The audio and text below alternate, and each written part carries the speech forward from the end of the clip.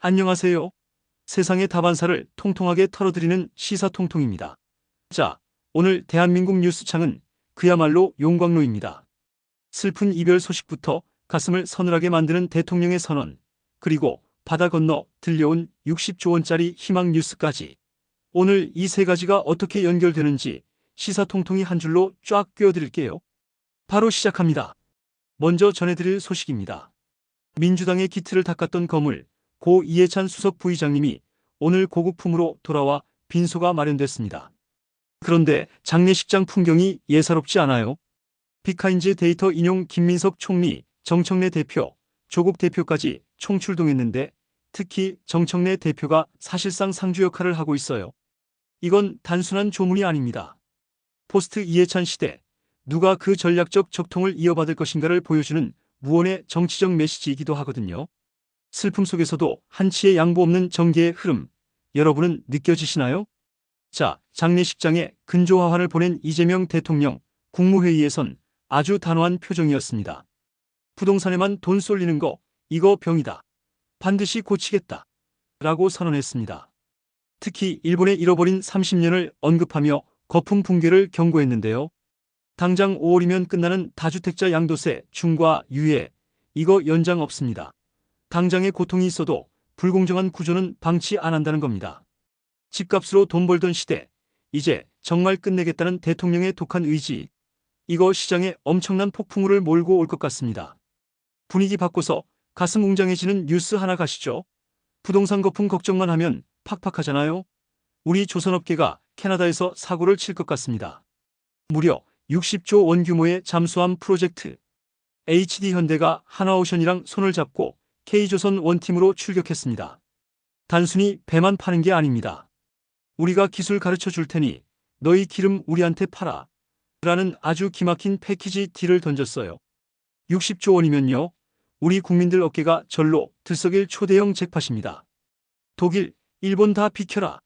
이제 캐나다 바다도 K- 잠수함이 지킵니다. 누구는 떠나고 누구는 결단하고 또 누군가는 세계를 향해 나갑니다. 오늘 전해드린 소식들의 공통점은 뭘까요? 바로 미래를 위한 준비입니다. 자, 오늘 시사통통이 준비한 뉴스 브리핑 유익하셨나요? 여러분은 이재명 대통령의 부동산 정책과 60조 잠수함 수주 중 무엇이 더 기대되시나요? 댓글로 활발하게 토론해 주시고요. 구독과 좋아요는 저 시사통통을 더 춤추게 한다는 거 아시죠? 내일도 더 밝고 명랑한 뉴스로 돌아오겠습니다. 안녕! 민주화 운동에 헌신했던 고인의 뜻을 기리며 이재명 대통령은 빈소를 찾았습니다. 국민 훈장 무궁화장을 추서했습니다. 정인아 기자입니다. 오늘 아침 인천공항에 도착한 이해찬 전 총리의 관 위로 태극기가 덮여 있습니다. 장송곡이 울리는 가운데 군 의장대가 구령에 맞춰 관을 옮깁니다. 김민석 국무총리와 우원식 국회의장 그리고 정청래 민주당 대표 등이 공항에서 서울대병원 장례식장 빈소까지 이 전 총리와 함께했습니다. 우리나라 민주주의의 산 증인이시고 또 민주정부를 만드는데 역대 정권에 큰 기여를 하신 분이고 나라를 제대로 세우고 힘이 약한 사람들을 제대로 보호하는 정치, 그 뜻을 저희들이 잘 이어가야 되겠다. 이 전 총리는 민주평통 수석 부의장으로 베트남 출장을 떠났다가 건강이 악화됐습니다. 감기 몸살 증상이 있으셨습니다. 수석 부의장님께서는 국무가 중요하다며 일부 일정이라도 소화하시겠다고 하셨다가 향년 73세, 평균 기대 수명보다 이른 나이에 별세한 배경으로 민주화 운동 과정에서 당한 혹독한 고문 영향도 있었을 거란 분석이 나옵니다.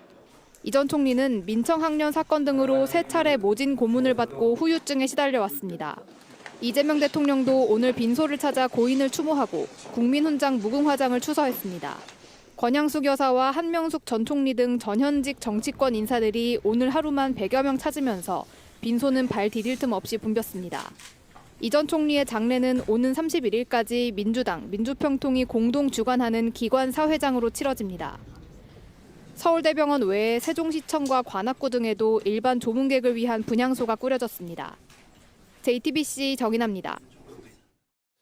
행정 통합을 논의 중인 광주 전남의 명칭이 전남 광주특별시로 결정됐습니다. 약칭은 광주특별시입니다.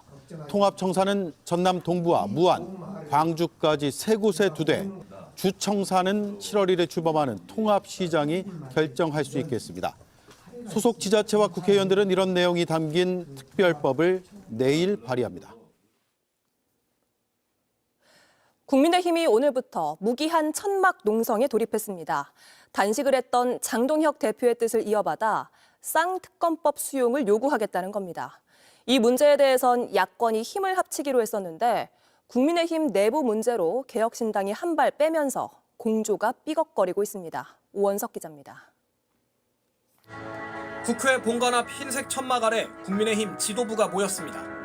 민주당의 통일교 금품 수수, 공천원금 의혹 수사를 위한 특검법 수용을 요구하며 무기한 천막 농성을 시작했습니다. 특검을 거부하는 자가 범인이고 특검을 회피하는 자가 공범입니다. 이른바 쌍특검법을 수용하라며 8일간 단식했던 장동혁 대표의 뜻을 잇겠다는 겁니다. 하지만 공조하기로 했던 개혁신당은 한 발 물러섰습니다. 징계 문제가 이번 주 한 목요일쯤 되면은 최고위에서 마무리될 것 같으니까 그때까지는 좀 기다려 보려고 합니다. 국민의힘이 내부 문제를 먼저 풀지 않으면 특검법 공조가 선명하게 부각되지 않을 거라는 판단이 깔린 걸로 보입니다. 또 장 대표 단식 중 함께 영수회담 제안을 하기로 논의하다가 아무런 예고 없이 박근혜 전 대통령 방문을 받고 단식을 끝내는 등 전략적으로도 손발이 잘 맞지 않는다는 불만도 드러냈습니다. 모처럼 힘을 합치기로 했던 야권이 다시 균열 양상을 보이며 국민의힘 내부에서는 지방선거를 앞두고 고립을 걱정하는 목소리까지 나옵니다. JTBC 오원석입니다. 그래서 관심은 국민의힘 내홍에 더 집중되는 모양새입니다. 한동훈 전 대표의 제명 가능성이 거론되는 상황에서 친한계 김종혁 전 최고위원에게 탈당 권유 처분까지 내려지자 북한이나 나치 같다는 수위 높은 반발이 나왔습니다. 황예린 기자입니다.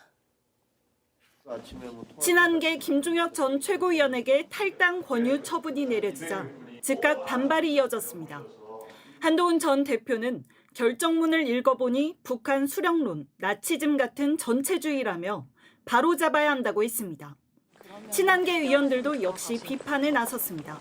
당 지도부에 대해서는 절대 나쁜 소리 하면 안 되는 거고 이거를 통해서 니네 다 입북하고 있어. 입틀막이라는 거잖아요.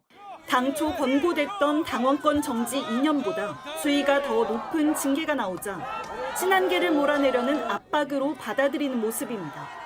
실제로 지도부 내부에서는 한 전 대표와 김 전 최고위원을 늦지 않게 정리해야 한다는 기류가 읽힙니다.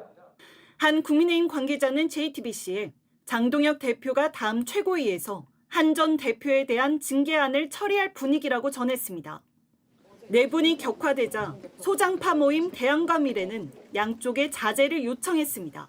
최고위원회는 한동훈 전 대표를 제명한 윤리위원회의 결정을 제고하고 한동훈 전 대표도 지지자들의 집회 중지 요청 등 당의 화합과 정치적 해법 모색을 위한 최고위가 있을 이번 주 목요일이 당내 갈등의 분수령이 될 전망입니다.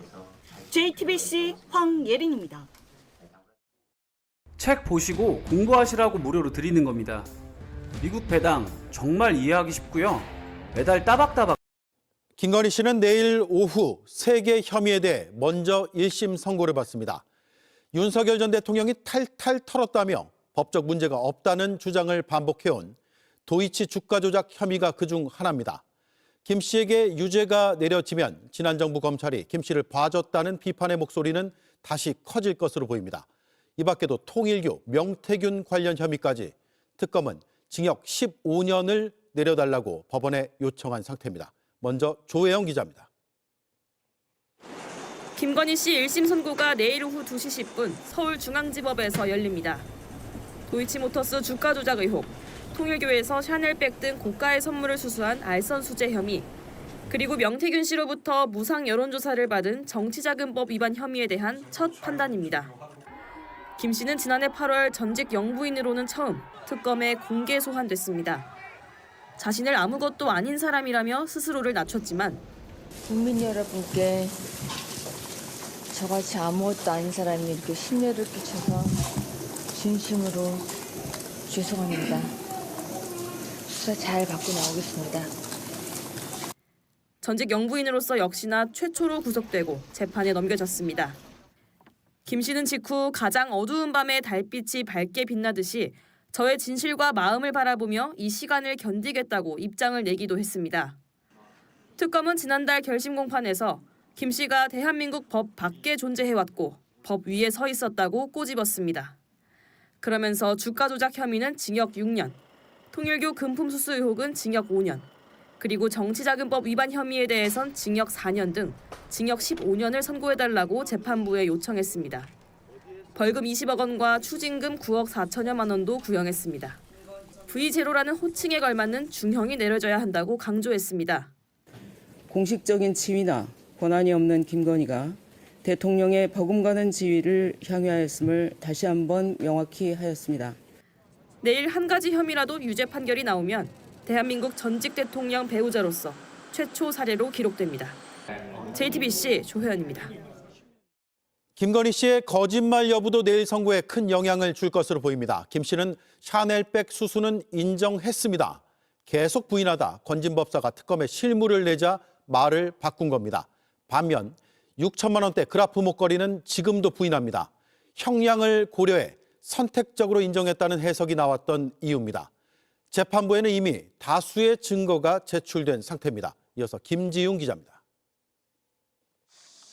김건희 씨는 특검 조사에서 통일교로부터 샤넬백을 받은 사실이 없다고 부인해왔습니다. 명품 선물 관련 사실대로 진술한 거 맞나요?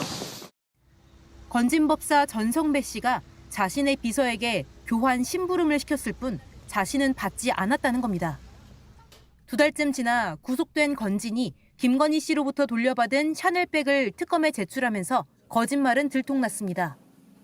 샤넬 매장 직원의 수학이 넘어 김건희 씨와 비슷한 목소리를 들었다는 증언도 나왔습니다. 6,220만 원 상당의 그라프 목걸이 1개를 비롯하여 피고인 김건희가 수수 후 교환한 샤넬 구두 1개 및 샤넬 가방 3개를 이미 제출받아 이를 압수하였습니다. 김건희 씨는 결국 입장문을 내고 샤넬백을 받은 사실과 가방을 교환한 비서에게 거짓 진술을 종용한 점을 인정했습니다. 하지만 가액이 가장 비싼 그라프 목걸이를 수수한 혐의에 대해선 끝까지 부인했습니다. 특검은 지난달 결심 공판에서 혐의별로 각 최고형이 선택돼도 부족하다며 본인만이 밝힐 수 있는 진실에 철저히 침묵하고 진정한 참여도 거부하고 있다고 지적했습니다. 명태균 씨로부터 무상으로 여론조사를 수수한 혐의를 두고 김건희 씨와 윤석열 전 대통령을 정치적 공동체로 규정한 특검 주장 역시 내일 선고에서 쟁점입니다. 재판부가 이를 인정할 경우 오늘 시작한 윤 전 대통령과 명태균 씨 재판에도 영향을 미칠 걸로 보입니다. JTBC 김지윤입니다. 윤석열 전 대통령과 달리 김건희 씨 재판은 그동안 중계 화면으로 볼 수 없었습니다. 내일 1심 선고도 같을 거란 예상이 우세했습니다. 특검과 언론이 신청한 생중계권에 대해 재판부가 판결 하루 전인 오늘 허가하기로 했습니다. 전직 대통령의 배우자라는 점, 국민의 알 권리가 중요하다는 점을 고려한 것으로 보입니다. 여도현 기자가 보도합니다. 국민들은 윤석열 전 대통령의 체포방해 사건에 대한 선고 과정을 생중계를 통해 지켜봤습니다. 피고인 일어서십시오. 주문. 피고인을 징역 5년에 처한다. 한덕수 전 총리의 내란죄 선고 역시 마찬가지였습니다. 주문. 피고인을 징역 23년에 처한다. 내란특검법은 재판을 의무적으로 중계하도록 했는데 선고 당일에는 재판부가 지연 중계가 아닌 생중계 방식을 선택한 겁니다. 반면 김건희 특검법에는 재판 중계를 강제하는 조항이 없습니다. 특별한 사정이 없다면 특검의 중계 신청을 허가해야 한다는 규정만 있습니다. 앞서 김건희 씨가 법정에 선 모습이 공개되긴 했지만 재판부는 재판 시작 전까지만 언론의 촬영을 허가했습니다. 그럼 이미 촬영 대부분 하셨을 테니까 이 정도로 마치시죠. 하지만 재판부는 내일 김건희 씨 선고에 대해선 생중계를 하기로 결정했습니다. 특검의 중개 신청과 함께 언론이 신청한 생중계 신청까지 받아들였습니다. 재판부는 막판까지 중계를 허가할지를 두고 고심했습니다. 김건희 씨가 공직자가 아닌 데다 일반인인 관련자들의 개인 정보가 유출될 가능성을 우려한 겁니다. 김건희 씨 측도 재판 과정에서 모욕 주기라며 중계에 반대했습니다.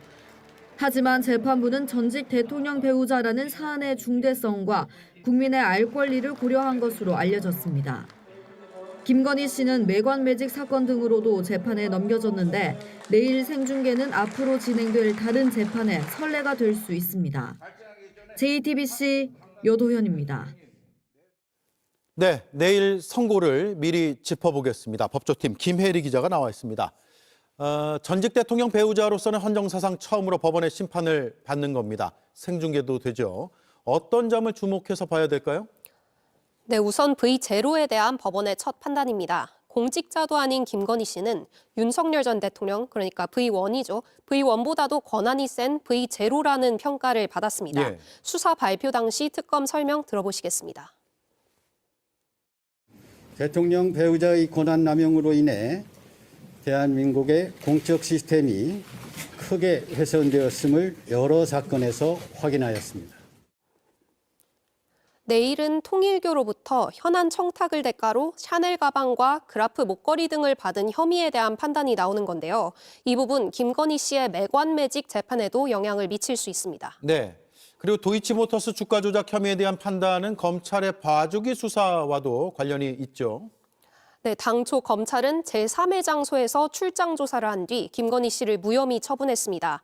JTBC는 당시 미공개 자료를 입수해서 주가 조작 일당과 김건희 씨가 BP 패밀리였다는 진술, 그리고 일당과의 수익 배분과 손실 보전 단서들을 보도한 바 있습니다. 예. 하지만 검찰은 방조 혐의조차 적용하지 않았습니다. 주범들과 시세 조정을 공모하였다거나 그들의 시세 조정 범행을 인식 또는 예견하면서 계좌 관리를 위탁하거나 직접 주식 거래를 하였다고 보기 어려워 이후 재수사 과정에서는 주가 조작 일당과 수익 배분을 언급하는 김건희 씨 육성 파일이 확보가 됐고요. 특검은 공모 혐의를 적용해서 재판에 넘겼습니다. 예. 그리고 김건희 씨가 박성재 전 법무부 장관에게 텔레그램 메시지를 보낸 사실까지 드러나면서 검찰의 봐주기 수사 의혹은 더 커졌습니다. 지금은 특검에서 사건을 넘겨받은 경찰 국가수사본부가 이 사건 수사를 하고 있는데요.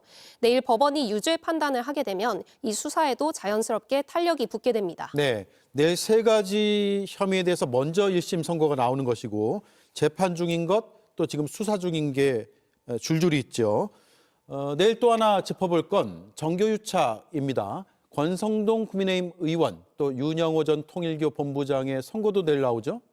그렇습니다. 내일 오후 2시 10분에 김건희 씨에 대한 선고가 있고 오후 3시에 윤영호 전 통일교 세계본부장, 그리고 4시에 권성동 국민의힘 의원에 대한 선고가 있습니다. 네. 전부 같은 재판부가 담당합니다. 권 의원은 윤 전 본부장을 통해서 통일교로부터 총 1억 원의 불법 정치 자금을 받은 혐의를 받습니다. 특검은 통일교가 건진법사 전성배 씨와 김건희 씨로 이어지는 트랙과 또 권 의원과 윤 전 대통령으로 이어지는 트랙까지 이렇게 투 트랙으로 현안을 청탁했다고 판단을 했습니다. 이렇게 특검이 밝힌 투 트랙의 정교유착 과정에 대한 법원의 판단이 나오는 셈입니다. 현재 검경 합동수사본부는 통일교의 정치권 로비 의혹에 대해 수사를 하고 있는데요. 내일 법원 선고 결과는 이 수사에도 영향을 미칠 걸로 보입니다. 네. 헌정사상 유례없는 일이고 재판이 1심 선고까지 왔습니다. 저희도 내일 오후 1시 50분에 뉴스 특보로 전해드리도록 하죠. 김혜리 기자 수고했습니다.